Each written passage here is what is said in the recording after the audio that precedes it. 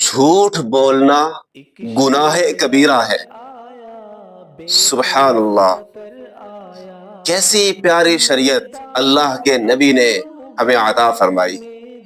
جھوٹ بولنا جائز نہیں ہے، لیکن اگر دو مسلمان کلمہ گو آپس میں لڑ پڑے، جھگڑا ہو جائے، فساد ہو جائے، تو تیسرا شخص جھوٹ بول سکتا ہے ان کے درمیان صلح کرانے کے لیے۔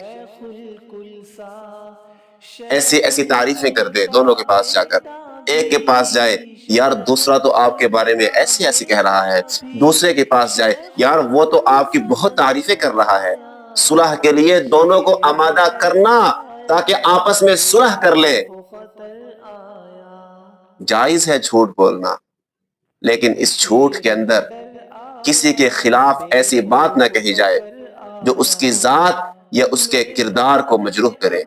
او میری ملت کے نوجوانوں، آپس میں لڑنا چھوڑ دو۔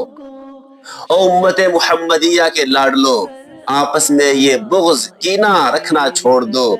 یہ ہمیں اوج ثریا تک نہیں پہنچائے گا، بلکہ ہمیں ایسی ایسی گھاٹیوں میں پھینک دے گا، پھر شاید حیوان بھی اپنے اوپر رشک کرے کہ اللہ تو نے حیوان بنایا، انسان نہیں بنایا ہے۔